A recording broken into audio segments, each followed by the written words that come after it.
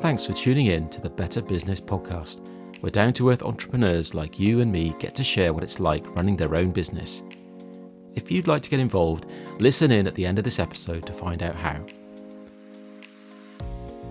For today's episode, we have something slightly different, a series of clips from entrepreneurial women who've recently been on the podcast. We hope you enjoy, and if you'd like to listen to the full interviews, please click on the relevant links associated with this episode. First up, we have Ute Thomas. One thing that is quite important is to have patience, because business doesn't, especially when you come from maybe corporate where everything happened yesterday, going into business requires patience. Things take time and things take time to build up. You may already have plenty of connections in the industry that you want to operate in, but even so, it's not a given that those connections will actually get you work, and you have to be patient and you have to keep on going out there, keep on meeting people. For me, that was highly important, that face-to-face meeting, not to get it's easy to bury yourself behind your laptop and doodle around with whatever things you want to do, but actually getting out there, be there to be seen, speak to people. When I first went into business, I thought I need a website. That's a basic, what I call a hygiene factor of any business, that people can find you and can actually see what you do. And I remember spending a good probably 10 days, 10 very, very, very long days trying to build a website. I tried to do it as cheaply as possible. Bought the Wix permission and tried to set it all up. And after the 10 days, I realized it's draining my energy completely. It's taking me away from actually doing other things that are far more useful. And I ended up hiring somebody to do the website for me. And it was, I wouldn't say a game changer, but it was a big weight off my shoulders at that time. And I did make a mistake. Quite honestly, I tried to get it done as cheaply as possible. And with hindsight, I wish that probably invested a little bit more. Because the website was fine. It was okay. It did the purpose, but that's all it did. It wasn't drawing people in. It was just, it was there. It was okay. I was in a networking event in Bristol, and my husband came with me as well, and we were on the way back on the train. It was about 9:30 in the evening. It was an IOD, Institute of Directors event, and we were just chatting on the train about the event and the people and so on. And it's fairly quiet, the carriage, but there's one guy sat sort of opposite us, and he was working away on the laptop, and we were already just rolling into Cardiff when this guy approached me, and he said, "Oh, excuse me, I hope you don't mind, but I've kind of overheard what you're doing here, setting up a coaching business and so on." And my first thoughts were, what does he want? Skeptical straight away. Is it because one thing you get used to is people approach you and they try and sell you lots of things when you're setting up a new business. But this guy, Mark is his name, as it turned out, absolutely incredible. He works, he set up his own business. It's called Hello Leads, just to give Mark a little picture as well. And he specializes in websites and getting them up the ranking, search engine optimization. He works, to be honest, it's still a bit nebulous. I'm not a very technically minded person, but whatever he does, it's great. He's got very successful business. And he said, "Look, if you want, if you give me your website, I'll just take a look at it for you." I think he actually told me later on, he felt a bit sorry for me. He could tell that I didn't have a clue what I was talking about, and we're just a blind leading a blind. And he, the next day he came back and said, "Oh, I had a look at your website. I've optimized it and I've created this new website for you. See what you think." And I looked at the new website and I was absolutely blown away. I mean, this guy, within just a couple of hours, created this whole new website for me, which was really punchy, really clean lines, very attractive and so on. So he effectively offered to then just do it for me, pro bono. It doesn't charge me, he just seen as a little bit of a project, and for himself, where he's looking to get some feedback from me in return for helping me. And that's the sort of moments when you're close to giving up, and that happens, and somebody comes along and just lifts you up again, which makes such a big difference. And yeah, it's the difference, I think, sometimes of people keeping going and just giving up quite quickly. That was Ute Thomas there. If you'd like to listen to the full interview, please click on the link. Now on to Carina Jenkins. Here are a few clips from her interview. I don't have to be as driven as I need to be, but Yeah. I don't know. I come from a very hardworking family. Like, my mother has been working since she was 12 years old. So I've grown up seeing my entire family work 7 days a week.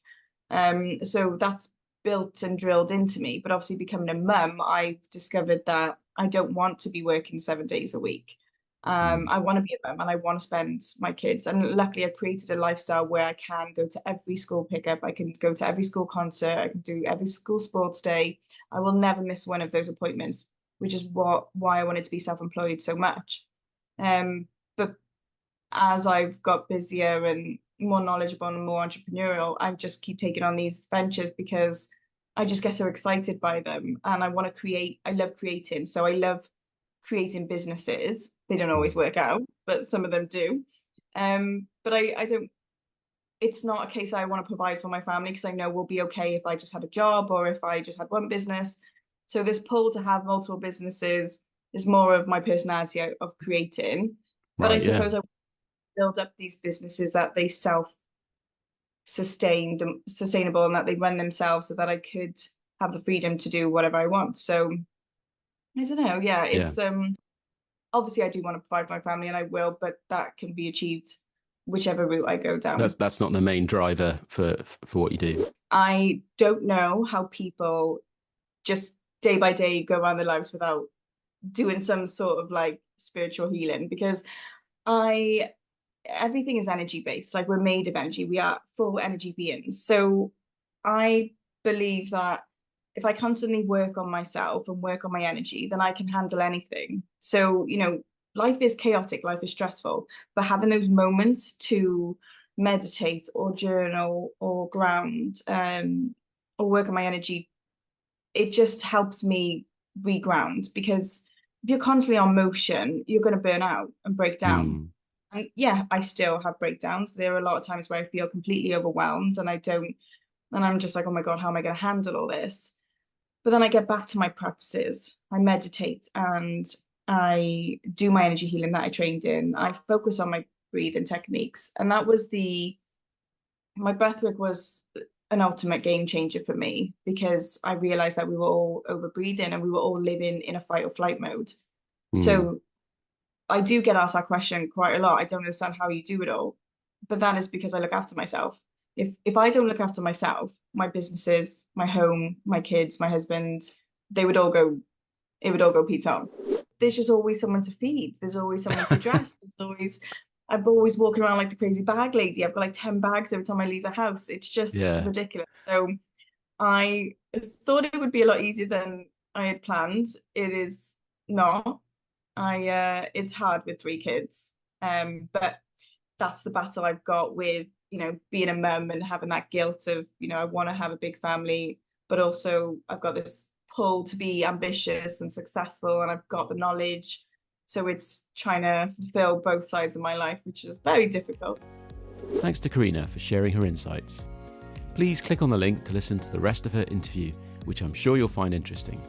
Finally, we have Jamie Rose Rigby talking about the challenges of being a social media influencer with young children.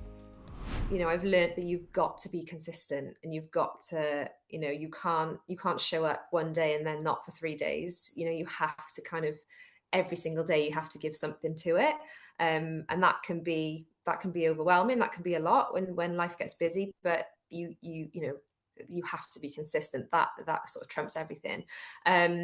I think your story and your kind of your personality and what you stand for is really, really important in selling whatever it is you're selling. I think this probably applies for many different things, but certainly for me, you know, in with sort of the network marketing, I'm selling myself as a leader and as a mentor for people who are wanting to start their own business. So I'm, you know, my story and my kind of my morals is really, really important, and sharing that.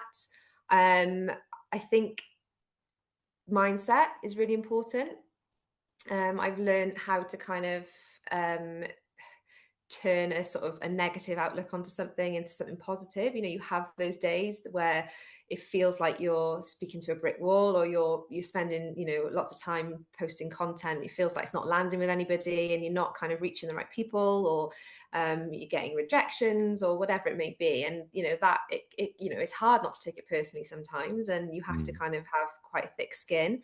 You know, when you put your life online and you kind of share sort of, you know, vulnerable parts of your life. You know, I don't overshare. I don't ever kind of, you know, I never share my kids' faces, for example. I don't share them sort of at all, but I share what, you know, what we do and the struggles and all that kind of thing. And it's quite a vulnerable position to put yourself in. And you do get the odd kind of troll or kind of unkind comment or judgmental comment. And you've just got to be really thick-skinned with it and just sort of take it for what it is. And so, yeah, I think mindset and the importance of that is something I've learned a lot on, and I've had to work on. And you know, I've spent a lot of time kind of listening to sort of podcasts or sort of kind of training that is put on through the business for us all, around that and around mindset and how to kind of keep showing up even when it feels like nothing's happening,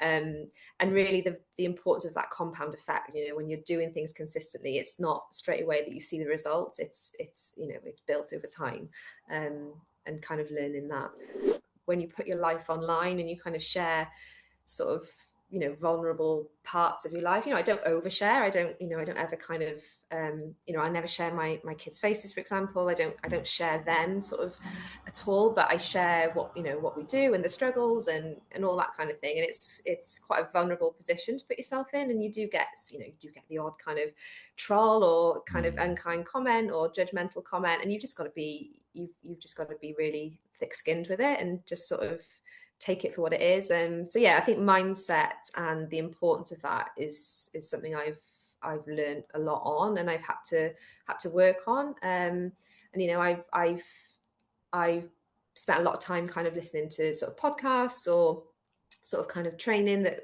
is put on through the business for us all, around that and around mindset and how to kind of keep showing up even when it feels like nothing's happening, and really the importance of that compound effect. You know, when you're doing things consistently, it's not straight away that you see the results. It's you know, it's built over time, and kind of learning that. How old is your older daughter? She's 7. Yeah, right. Okay. She's 7. So Yes. she must be aware of things a bit more now. And you know, how do you manage that? Yeah, I mean, a little bit. They're not very like techie at all. She, you know, obviously she knows I take a lot of photos. So sometimes she'll say, "Mummy, why are you filming yourself emptying the dishwasher?" Which is a valid question from a 7-year-old. So I have to explain to her that, oh, you know, Mummy makes videos for different companies, and I can sell their products. And I've sort of explained a little bit to her, and she's like, oh, okay. And she'll say things like, you've got 2 jobs, you're a teacher and you do things on your phone. So she doesn't really understand what it is, but she knows that it's part of work, you know. So she's and it's quite funny when she's sort of made her bed or she's like tidied her room, she'll say, "Mummy, can I take a photo of it?" She sees me tidying up and taking images and things, so she wants to do that. So I said, yeah. So she'll take a nice photo of her room, and you know, it's nice, but it doesn't. I don't think they notice it. They, you know, and I'm really conscious of that. I try to be as disconnected to my phone when I'm with them as possible. And yeah, just focus on them. But you know, they will know and they will learn about it. And sometimes, you know, I'll take a photo, and I tend to use like the back of their head. So if they're in the shot, I'll always make sure that their faces aren't on the camera, and she'll say, "Oh, Mummy, you didn't get my face, or you didn't," and I say, "Oh no, I don't want to, because I post this out to lots of people, and I don't want them to see who you are." And so it's sort of teaching them a little bit about that as well, and kind of.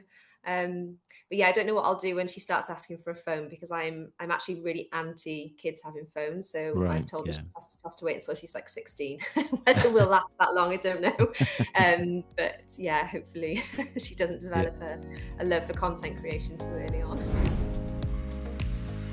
You've been listening to the Better Business Podcast, brought to you by Farsight Films and Utility Warehouse. Farsight Films creates memorable video content for your business that helps you stand out and get noticed. Get in touch now to find out how Farsight can help boost your video marketing strategy today. Utility Warehouse is an award-winning provider of comprehensive utility services that bundles all your utilities into one, helping you to save money. Get in touch for a no-obligation 15-minute consultation that could bring you significant annual savings.